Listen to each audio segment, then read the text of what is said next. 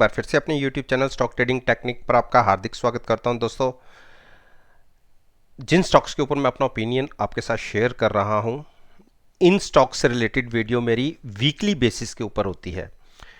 और जो मैंने पिछले वीक 14 से 18 तारीख के लिए वीडियो पोस्ट की थी, वो वीडियो का लिंक नीचे डिस्क्रिप्शन बॉक्स के अंदर है। उस वीडियो को देखिए और आप खुद एनालाइज कीजिए कि हमें कैसे रिजल्ट्स मिले। साथ साथ में मैं बताता रहूंगा कि मैंने कहा क्या था और अगले वीक में कैसी पॉसिबिलिटीज दिख सकती है निफ्टी इंडेक्स के इन 10 स्टॉक्स के अंदर।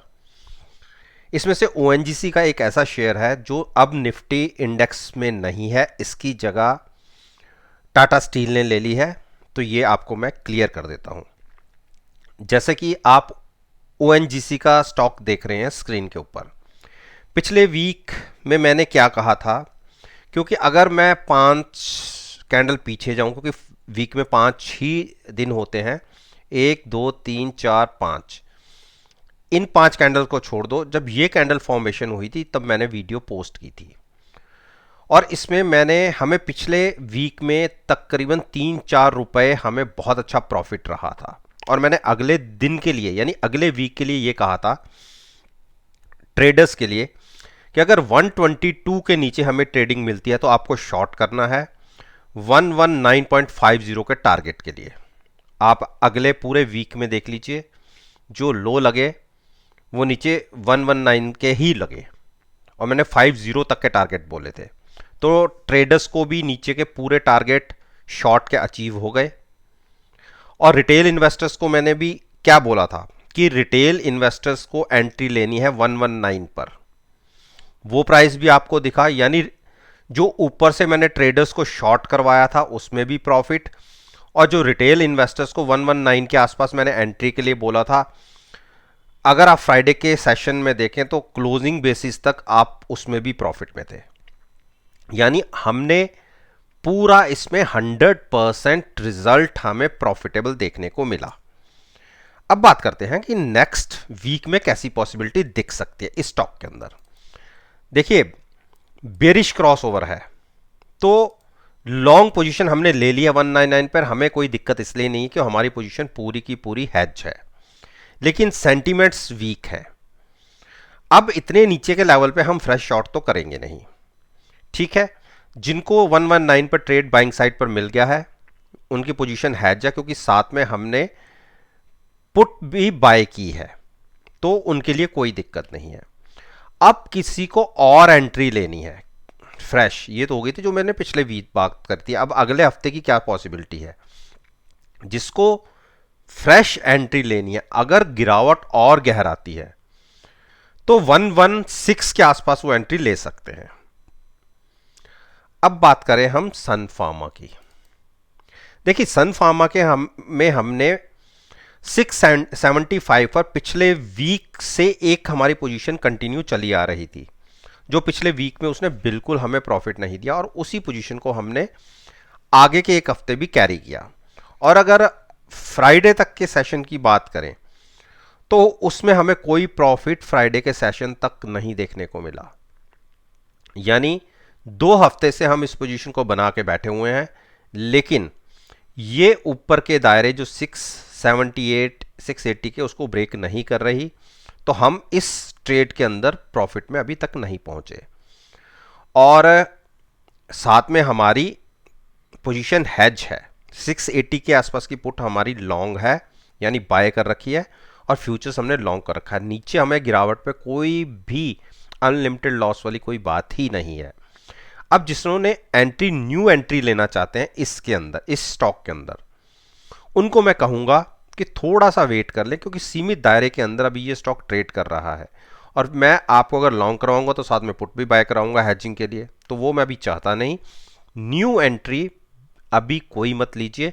हाँ, जिन्होंने 680 की पुट के साथ भी फ्यूचर्स लॉन्ग किया हुआ और उससे पिछले हफ्ते में 675 पर हमने पोजीशन बनाई हुई है, वो दोनों पोजीशन को कंटिन्यू रखें। अब बात करें हम HDFC लाइफ की। देखिए, HDFC लाइफ के अंदर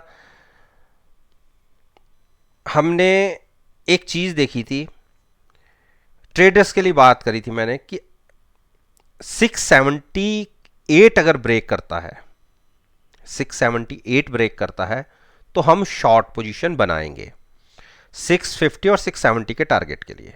पहले 670 का टारगेट और फिर 650 के टारगेट के लिए। अब पहले ये देखते हैं कि हम 5 कैंडल पीछे चलते हैं, 1 2 3 4 और ये 5 कैंडल, ये इस हफ्ते कैंडल्स है। और जब ये कैंडल फॉर्मेशन हुई थी तब मैंने आपसे बात करी थी, और देखिए उस दिन प्राइस था 682 का।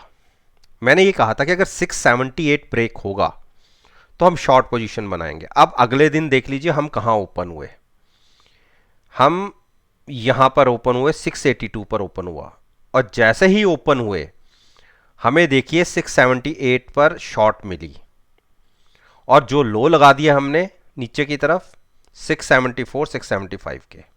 670 तक तो नहीं गए लेकिन हमें ट्रेड नीचे की तरफ मिला। अब क्योंकि मैंने 670 या 650 की बात करी थी, अगर आप मेरी उस बात को पकड़ के बैठे होंगे तो मैं भी कह देता हूं चलिए मैंने 650 की बात करी थी, आप इस 670 की बात करी थी, आप उसमें से एग्जिट नहीं हो पाए। तो अब उस केस में क्या चल रहा है, उस केस में फ्राइडे की क्लोजिंग तक आपको फ्यूचर्स में लॉस आ रहा होगा और कॉल में प्रॉफिट आ रहा होगा, तो स्लाइटली से हम ये कह सकते हैं कि नुकसान में होंगे।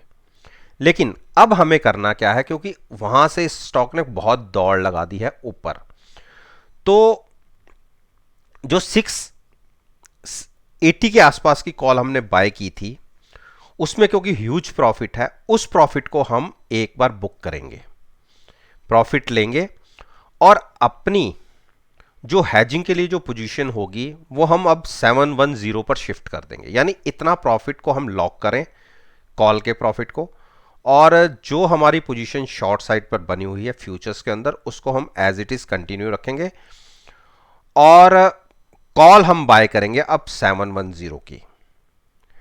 तो इस स्टॉक को इस तरीके से कंटिन्यू करेंगे। और अब जिन्होंने नई ट्रेडिंग लेना चाहते हैं, नया ट्रेड लेना चाहते हैं अगले वीक के लिए, जो पिछले वीक में जिन्होंने इस वीडियो को नहीं देखा और जिन्होंने एंट्री नहीं ली, उनके लिए यह है कि जो रिसेंटली हाई है आप ये देखिए 718 के आसपास, अगर स्टॉक उस तरफ जाता है तो ये वहां से 20-30 पॉइंट की और दौड़ लगा सकता है।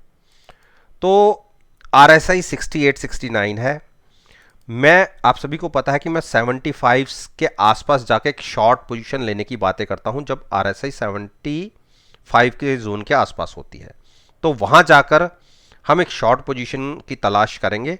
लेकिन अब फ्रेश ट्रेड इस वीक के लिए कोई नहीं है, पुराने वीक को हमने अगले उससे शिफ्ट कर लिया और उस पोजीशन को एज इट इज रखा है, क्योंकि उसमें हमें अभी स्लाइटली सा नुकसान है। अब बात करते हैं एनटीपीसी। देखिए एनटीपीसी के अंदर मैंने क्या कहा था कि अगर ये स्टॉक 115 के आसपास आता है तो हमें वहां पे लॉन्ग बनानी है। अब मैं 5 कैंडल पीछे आपको ले चलता हूं, 1 2 3 4 5। जब ये कैंडल फॉर्मेशन हुई थी उस दिन प्राइस था, क्लोजिंग प्राइस था 119 के आसपास। वहां पर मैंने आपसे बात करी थी कि हम शॉर्ट करके ट्रेड नहीं करेंगे, हम नीचे डिप पर बाय करेंगे, और प्राइस मैंने कहा था आपके साथ 115 के आसपास हम इसमें एंट्री ले चुके हैं जैसे मैंने कहा था, और क्लोजिंग मिली है 113.70 की। और आप सभी को पता है कि अगर 115 पर हमने एंट्री लिया लॉन्ग साइड पर और साथ में पुट भी बाय की है, यानी नीचे हमने अपने आप को पूरा सिक्योर कर लिया है, प्रॉफिट ऊपर की तरफ अनलिमिटेड के लिए हमने ओपन रखा है। अब देखते हैं कि इसकी सिचुएशन कैसी है। देखिए एक बेयरिश क्रॉसओवर मिला है, हो सकता है कि ये स्टॉक 111 तक भी चला जाए, तो फ्रेश जिसको बाय करना है, फ्रेश इस वीक में जिसने फ्रेश स्टॉक ट्रेड करना है, अब उसके लिए टारगेट होगा 112 के आसपास या 111 के आसपास। दोनों प्राइसेस में से जहां सुटेबल लगे वहां पर लॉन्ग कीजिएगा, साथ में लेकिन हैजिंग के लिए पुट भी बाय करनी है और लॉन्ग करना है फ्यूचर्स को। ये स्ट्रेटजी होगी नेक्स्ट वीक के लिए। LNT पर मैंने अपने पिछले व्यू की परफॉर्मेंस तो दी दी थी पिछले वीक की, लेकिन अगले वीक से रिलेटेड मैंने कोई ओपिनियन आपके साथ शेयर नहीं किया था। और अब पॉसिबिलिटी क्या दिख सकती है नेक्स्ट वीक में? देखिए, मुझे लगता नहीं है कि हम 1450 ब्रेक करेंगे। अगर वो ब्रेक होता है तो फ्रेश शॉर्ट्स क्रिएट कर सकते हैं, लेकिन मेरे हिसाब से 1450 के आसपास, जिसको पोजीशन कम से कम एक मंथ के लिए कैरी करनी है लॉन्ग साइड पर, और ये ट्रेड अगर जुलाई का लेंगे तो ज़्यादा अच्छा रहेगा, जुलाई एक्सपायरी का। अगर 1450 या 53 के आसपास प्राइस आता है तो वहां पर एक लॉन्ग पोजीशन बनाइए फ्यूचर्स के अंदर, और साथ में at the money put buy कीजिए 1450 की, और ये ट्रेड लीजिएगा जुलाई सेशन का, और पोजीशन को लॉन्ग रखिए। ऊपर के लेट से आप देखिए 1600 से तकरीबन ये स्टॉक 100-125 पॉइंट की गिरावट दिखा चुका है। तो इतनी गिरावट आ चुकी है तो कहीं तो ये संभलेगा और वहां पर कंसोलिडेशन का फेस चलेगा, और उसके बाद ये एक अपसाइड का ट्रेंड पकड़ेगा। तो प्राइस मैंने बता दिया कि कहां पर हमें एंट्री लेनी है लॉन्ग साइड पर। अब बात करते हैं HCL टेक। अब HCL टेक को देखिए आप, ओवरबॉट मैंने पिछली वीक में बोला था कि अगर ये स्टॉक ओवरबॉट होगा तो हम इसे शॉर्ट करेंगे। अब देखिए, पहले तो ओवरबॉट की सिचुएशन 75 से ऊपर बनी बिल्कुल भी नहीं बनी। देखिए, यहीं से ये पलट गया, और मैं आपको वैसे ही कह दूं कि मैंने ओवरबॉट पे शॉर्ट करने के लिए बोला था, क्योंकि फ्राइडे के सेशन में एक बड़ी गिरावट दिखी है। तो मैंने जो शॉर्ट बोला था वो जब 75 की RSI या उसके ऊपर होती तो शॉर्ट करना था। वो हमें देखिए पीछे कहीं भी नहीं दिख रही, 70 तक की नहीं दिख रही, तो 75 तो हम बात कर ही नहीं सकते। अब 5 कैंडल पीछे चलते हैं, 1 2 3 4 5। जब ये कैंडल फॉर्मेशन हुई थी तब मैंने आपसे कहा था कि ओवरबॉट जोन के बाद हम इसको शॉर्ट करेंगे, और उस दिन क्लोजिंग थी 985 की। उसके बाद पूरे वीक में ये स्टॉक थोड़ा सा कंसोलिडेट करता रहा, और जो हाई लगे वो 996 के आसपास के लगे। तो कोई इतना बड़ी मूवमेंट प्राइस अपसाइड पर दिखी नहीं। हाँ, फ्राइडे के सेशन में गिरावट जरूर दिख गई। और साथ में मैंने उस वीडियो में क्या कहा था कि अगर ये स्टॉक 945 के आसपास आता है तो इसे लॉन्ग करेंगे। देखिए, अब उस प्राइस को मैं रिवाइज कर देता हूं, क्योंकि हफ्ते में मूविंग एवरेजेस बढ़ जाती हैं। 95 भी नहीं आया कि आपको लॉन्ग मिला होगा, तो इस वीक में इसके अंदर ट्रेड मिला ही नहीं। लेकिन हाँ, अब 955 और 960 की जोन में हम इसको लॉन्ग कर सकते हैं अगर गिरावट आती है तो। उस केस में at the money put buy करेंगे और साथ में फ्यूचर्स लॉन्ग करेंगे, और ट्रेड लीजिएगा जुलाई एक्सपायरी का। ठीक, अब हम बात करते हैं कोल इंडिया। कोल इंडिया के अंदर हमने बात करी थी कि ओवरबॉट हो रहा है। मैंने अपनी पिछली वीडियो में कहा था कि 165 या 170 दोनों के बीच में, 165 पर आप शॉर्ट कर सकते हैं या 170, जहां पर आपको सूटेबल लगे इसके बीच का प्राइस पकड़ के आप शॉर्ट करिए। जो मैंने टारगेट इसमें डिसाइड किए थे 155 तक के। आप देखिए 5 कैंडल पीछे चलते हैं, 1 2 3 4 5। ये कैंडल जब जनरेट हुई तो मैंने वीडियो पोस्ट की थी। उस टाइम प्राइस चल रहा था, क्लोजिंग प्राइस था 162 163 पकड़ लीजिए, और 165 और 170 के जोन के बीच में मैंने शॉर्ट करने के लिए बोला था। अगले दिन देखिए 165 का प्राइस लगा, और अगर किसी ने शॉर्ट करा और उसके बाद जो मेरा टारगेट था 155 का वो भी आ गया पूरे वीक में, तो टारगेट बिल्कुल अचीव हो गया। ये मैंने आपसे बात करी थी अपनी पिछली वीडियो में, आप उस वीडियो को देखिए और आपको खुद समझ आ जाएगा कि कितने बढ़िया रिजल्ट्स देखने को मिले। और इसके साथ साथ मैंने कहा था कि 155 के आसपास आप अपनी शॉर्ट पोजीशन से एग्जिट हो जाइएगा और पोजीशन को लॉन्ग में कन्वर्ट कर दीजिएगा, चाहे वो ट्रेडर्स की हो या चाहे रिटेल इन्वेस्टर्स की हो। और देखिए 155 ब्रेक हुआ, वहां तक आपको 10 रुपीज का प्रॉफिट जनरेट हुआ, और उसके बाद 155 भी ब्रेक होके तकरीबन वहां से 10 पॉइंट्स और नीचे चला गया। और अगर 155 पर आपने लॉन्ग बना भी ली थी, नेचुरली बात है उसको साथ में आपने हेज भी किया है, क्योंकि नेकेड पोजीशन में कभी कहता ही नहीं हूँ।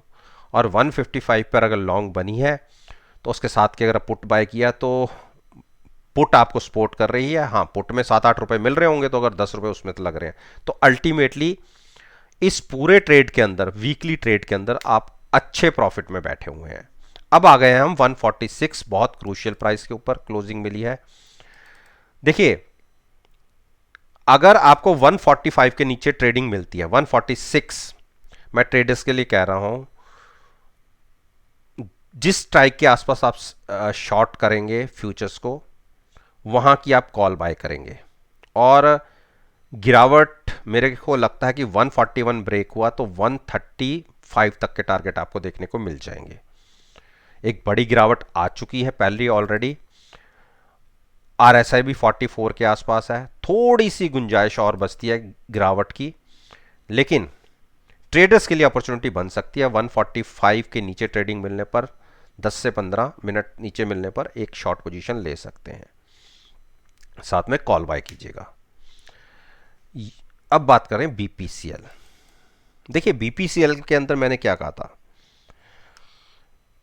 मैंने पिछले वीक तो हमें को खास 2 से 3 रुपए के प्रॉफिट जनरेट हो रहे थे, क्योंकि हमने उससे पहले वीक में 485, अब मैं 10 कैंडल पीछे चलता हूं। देखिए, 1 2 3 4 5 6 7 8 9 10, जब ये कैंडल फॉर्मेशन हुई थी, यहां से हमने एक पोजीशन बना रखी थी कि 485 पर हमें शॉर्ट करना है। अगले दिन ही 485 के प्राइस दिख गए थे, तो हमारी पोजीशन यहां पे शॉर्ट की बन गई थी, साथ में हमने कॉल बाय की थी। उसके बाद तो और ऊपर तक गए, लेकिन उसके बाद आप अगले 5 दिन तक देखिए, यहां से मैं काउंट कर लेता हूं। उसके बाद देखिए, यहां पे हमें कुछ ज़्यादा प्रॉफिट आ नहीं रहा था, तो 482 के आसपास तक के प्रॉफिट थे। 3 रुपए का प्रॉफिट था, तो मैंने कहा था कि मैं 3 रुपए के प्रॉफिट को प्रॉफिट नहीं काउंट करता जब तक हमें एक बड़ी मूवमेंट और नहीं दिखी। तो उस पोजीशन को हमने कैरी किया था नेक्स्ट वीक के लिए, और हमारे टारगेट थे 473। और आप देख लीजिए, जो फ्राइडे के सेशन में 467 तक का भी लो लग गया, और 473 के टारगेट के लिए हमने ट्रेड लिया था शॉर्ट साइड पर। हमें 100% प्रॉफिट मिल गया, जो हमने सोचा था पूरे एक वीक के अंदर, 2 वीक में। और अब यहां से हमने नीचे से लॉन्ग पोजीशन बनाने की बात करी थी। 473 पर हमने कहा था कि शॉर्ट पोजीशन से एग्जिट हो जाना और लॉन्ग में कन्वर्ट कर देनी है। तो 473 पर हमने लॉन्ग पोजीशन बना लिया और साथ में पुट बाय किया। इस पोजीशन को हम नेक्स्ट वीक कैरी करेंगे। और अब जो नई पोजीशन बनाना चाहता है उसके लिए थोड़ा सा मैं एक और प्राइस लगता हूं कि अगर यहां से गिरावट और गहराती है तो 460 के पास आप लॉन्ग में जा सकते हैं, जिसको नया ट्रेड लेना है, शॉर्ट मत कीजिए। एशियन पेंट्स को हमने 2925 के नीचे शॉर्ट ट्रेड लेने की बात करी थी, तो क्या 2925 मिला? अगले वीक में भी नहीं मिला, तो हमें इस पूरी स्क्रिप्ट के अंदर कोई ट्रेड नहीं मिल पाया। पहले देख लेते हैं कि आरएसआई 72-73 के आसपास है, तो हम यहां से फ्रेश तो नहीं जाएंगे, लेकिन 3000 ब्रेक होगा तो हम शॉर्ट करेंगे, साथ में कॉल बाय करेंगे और फ्यूचर सेल करेंगे, और स्ट्रेटजी ये ट्रेड लेंगे हम जुलाई एक्सपायरी का। अब बात करें हम अदानी पोर्ट की। देखिए, अदानी पोर्ट में मैंने पिछले वीक में एक अच्छा हमें प्रॉफिट जनरेट हुआ था, हम यहीं से शॉर्ट करके चल रहे थे। आप मेरी पिछली वीडियो को देखेंगे जो पिछली वीक में थी, हमने 870 के आसपास शॉर्ट करने की बात करी थी, और अगले हफ्ते पूरा अच्छा प्रॉफिट हमें जनरेट हुआ। और उसके बाद हमने ये कहा था कि 805 पर हम शॉर्ट पोजीशन एग्जिट करके 805 के आसपास हम लॉन्ग करेंगे, 805 और 810 के आसपास। और देखिए, 810 पर अगर मेरे किसी ने बाय कर भी लिया तो भी, क्योंकि आपकी पोजीशन हैज थी, ये इंटरनल इनकी एक न्यूज़ बेस्ड खबर की वजह से इतना बड़े तरीके से टूटा, और आपको पता है कि एक टाइम तो इसने 20% का सर्किट भी लगा दिया था। अब मैं ये कहूं कि आपने 805 पर बाय कर लिया तो पॉसिबल भी नहीं था, क्योंकि 80 के प्राइसेस तो आपको दिखे ही नहीं। देखिए, जब यहां हमें क्लोजिंग मिली, यहां क्लोजिंग मिली 840 के आसपास की थी, अगले दिन देखिए ओपन ही कहां हुआ, आप देख लीजिए, ये उसके अगली कैंडल थी, तो 750 के आसपास तो ये ओपन ही हुआ, और उसके बाद इंट्राडे में जो 20% का सर्किट था वो 680 तक लगा। यानी मैं, चलिए मेरी बात को आपने यहां पर भी इसे बाय कर लिया, जहां ये ओपन हुआ 755 के आसपास, तब भी आपकी पोजीशन हैज थी, और साथ में अगर फ्यूचर्स भी बाय किया होता तो भी इंट्राडे में तो आपको जरूर थोड़ा सा नुकसान आ रहा था, लेकिन पोजीशन हैज होने की वजह से मुश्किल से मुश्किल आपको 7 से 8 रुपए का नुकसान आ रहा होगा, कि आपने तकरीबन 300 पॉइंट इस पूरे ट्रेड के अंदर देखे नीचे की तरफ, तब भी 7-8 रुपए कोई बड़ी बात नहीं है, क्योंकि अब पोजीशन हमारी हैज थी। तो अब इसमें क्या अगले वीक की पॉसिबिलिटी हो सकती है? देखिए, इस स्टॉक से अभी फिलहाल दूर रहिए, क्योंकि इसके अंदर कुछ सेबी की इंक्वायरीज और दुनिया भर के कुछ केसेस का सिलसिला शुरू हो गया है। तो फिलहाल इस स्टॉक को हम कोई ट्रेड नहीं लेंगे अगले वीक के लिए भी। तो दोस्तों, ये मैंने निफ्टी इंडेक्स के जो 10 अच्छी वेटेज रखने वाले स्टॉक्स हैं उस पर मैंने अपना ओपिनियन आपके साथ शेयर किया है, और ये वीडियो मेरी वीकली बेस्ड है, यानी आप 21 से लेके 25 तारीख तक जो अगला वीक पूरा होगा उसमें मेरी इस वीडियो को कंसिडर कीजिएगा, और एक हफ्ते बाद हम अपने रिजल्ट्स को फिर एनालाइज करेंगे कि हम इस टाइम कहां खड़े हैं। पास्ट परफॉर्मेंस पिछले वीक से रिलेटेड वीडियोस के साथ एनालाइज करना चाहते हैं, डिस्क्रिप्शन बॉक्स में वीडियो है, उस वीडियो को देखिए, और पूरे वीक को आप खुद एनालाइज कर सकते हैं। सारा का सारा डाटा एनएससी की साइट पर होता है। इस बात के साथ मैं आपसे विदा लेता हूं, और एक नई वीडियो के साथ फिर से आपके सामने आऊंगा। तब तक के लिए